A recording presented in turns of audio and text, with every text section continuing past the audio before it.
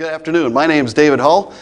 I'm the president of David Hull & Associates, coastal project development consulting firm and longtime former CEO of the Humboldt Bay Harbor Recreation and Conservation District. Kay asked me to speak to you briefly on Humboldt Bay's harbor as an economic asset. I appreciate being asked, and I wish I could be here in person, but an out-of-town commitment makes it so that I have to do this on tape. This is a really easy talk for me. For after working in and around Humboldt Bay for the past 30 years, I feel very confident that I understand what a unique and important economic asset Humboldt Bay is. So let's get started. Most of you know Humboldt Bay's harbor. Humboldt Bay is the second largest natural bay in California. It's the only deep water port along 400 miles of coast between San Francisco, California and Coos Bay, Oregon. It's one of only 11 deep water ports in the state of California. And when we talk about harbor, the harbor portion of Humboldt Bay in this talk today, we're really referring to that center part of the bay that's basically from the Samoa Bridge down to the end of the South Bay Channel. So we're not talking anything about South Bay proper or North Bay or Arcata Bay. Those are all natural resource areas. The harbor portion of Humboldt Bay is really located right in the center part of the bay that's called Entrance Bay on this map. So let's talk a little bit about the present economic activity we have in the harbor portion. We have 7 marine terminals that line that center portion of Humboldt Bay. There's 6 private terminals, 1 public terminal. Right now we export wood chips and logs, and we import gasoline and diesel and wood chips. This is a typical log ship. It's about 550 feet long. It's at Schneider Dock on the Eureka side, and this is what we've been seeing lately. The marine terminals can survive here because the Corps of Engineers maintains about 10 miles of deep water channels in Humboldt Bay. The entrance is maintained at 48 feet deep. The North Bay channel is at 38. South Bay channel is at 26 feet. And these are sufficient for the shipping that we do. As I mentioned, the Corps of Engineers is the one that maintains these channels, or what we call kind of street sweeping them every year for a federal expenditure of $2.5 to $6 million per year. The maximum ship size that we can have in Humboldt Bay is 950 feet in length or a 38-foot draft. This makes it Humboldt Bay available to about 85% of the ship traffic that's in the Pacific Rim today. Other transportation links to the ports, to Port Humboldt Bay includes the Highway 101 is the north-south route. East-west highways are 199 and 299. And of course the Northwestern Pacific Railroad, which is administered by the North Coast Railroad Authority, is in place, but it's been inactive since 1999. One of the things that we have as a little bit of an advantage is we are 1 or 2 days closer to Asia than any other California port, as you can see on this chart here. When ships cost tens of thousands of dollars a day to operate, this is a little bit of an advantage, and any time you can shave some days of service off of a port call. We have available workforce here in Humboldt Bay. We have all the pieces we need. ILWU up there, that's the longshoremen. They're the ones that tie the ships up and remove the cargo and move cargo around. The bar pilots, Coast Guard Customs, Homeland Security, tugs, stevedores, all the services that we need to be an active port, which we are here and active. We have a couple of economic incentives that are here. The foreign trade zone, several of the parcels around Humboldt Bay are actually in foreign trade zone number 248, providing those incentives. And we have an enterprise zone incentives also. We have about 1,000 acres of waterfront commercial and water-dependent industrial land that's available around Humboldt Bay. This map is actually from a study that was done in 2003 and looked at all the parcels and their various configurations and uses around Humboldt Bay. So our economic potential based on all that, back in 1997, there was an economic model predicted that if we had a revitalized harbor, it could really have some significant economic impacts on the Humboldt Bay area. They projected we could do 5 million metric tons of cargo per year, and at 5 million metric tons of cargo per year, we could generate more than 3,500 jobs, generate greater than $90 million in wage increases, and greater than $400 million increase in the gross regional product of Humboldt County. However, the cargo tonnage in 2011 was less than 500,000 metric tons, so it was less than 10% of what that predicted number was. So what happened? Well, since 2000, the lack of the predicted growth, I think, can be attributed to 6 different things. The first one is poor inland transportation links. First one there is a slow modification of highways to modern truck standards. Caltrans has done a wonderful job of working on Highway 299 and 101, but it's been painfully slow. Certainly these are big, expensive ticket items, and it takes a lot of money and a lot of time to get the permitting done, to get these things done. Although Caltrans has done a good job, it's been painfully slow. Northwestern Pacific Railroad has been, as I mentioned, out of service since 1999 with no repair in the foreseeable future. And this is one of the things that has really, I think, hampered the port's ability to grow.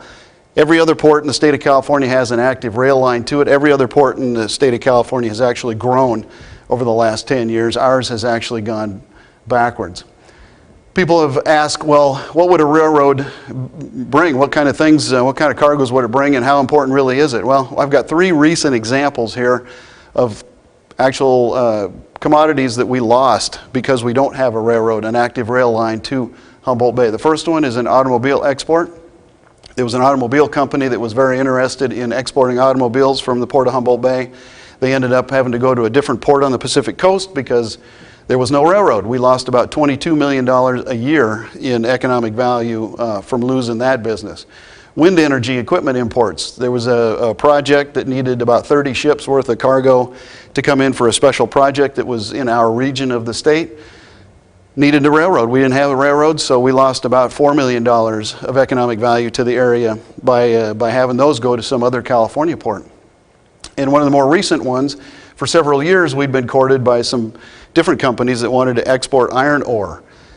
We, because of the railroad wasn't available, those have, at least one of those shippers has gone now to another California port. That's a loss of about $16 million a year to our local area. So there's a number of reasons that, and a number of examples of what we've lost because we don't have a railroad here.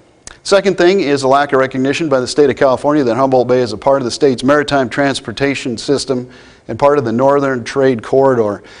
Again, Caltrans 12, 14 years ago was considered maritime things not a part of the transportation system in California. They have in the last 12 years come to realize that maritime is a part of the transportation system, that the ports, the seaports in California are really the on-ramps to the international highway system, if you will. And they're starting to look at them like that. But again, it's been painfully slow, and we've paid the price because they haven't been watching for that. Another thing is the slow investment in the Marine Highway. Marine Highway is the U.S. Maritime Administration's program to look at moving cargo off of interstate freeways and putting them offshore on parallel routes offshore to lessen freeway congestion, truck congestion, CO2 emissions from trucks, things like this. We are at Humboldt have been pretty much the leader in this on the West Coast, but still, even since 2003, although we've made great strides, we still haven't turned a dime yet on the Marine Highway implementation. 3 years of global financial crisis has been something that's been hammered all the ports, but a lot of the ports went ahead and built things during this period. We didn't. Another one is no recent local harbor infrastructure improvements. A lot of the facilities that we have in Humboldt Bay were built decades and decades ago. Some of them have been improved, but all of them need to be have some serious work done to them. The results of this is it makes for inefficient cargo handling, poor competitiveness for grants, poor competitiveness for business, and low volumes of business. And lastly, and probably one of the things that I think is most attributed to our lack of predicted growth, is a community divided over a common vision for the best use of the harbor to create jobs and economic growth. It seems like many times we have businesses that want to come here, and as soon as they pop up, there's a lot of dissension in the community. There's lots of comments, and these businesses choose to go somewhere else where the community would really like to have them. This lack of community, a unified community vision, I think has been one of the things that's really kept us from growing as a port over the last 10 years. So in summary, Humboldt Bay's harbor has a huge potential to make significant contributions, I think, to Humboldt Bay's and Humboldt County's economy. We have deep water channels, we have shipping docks, we have a skilled workforce, we have tax incentives, and we have all the necessary transportation links, although some of them are inactive, as we mentioned, the railroad. Final thoughts.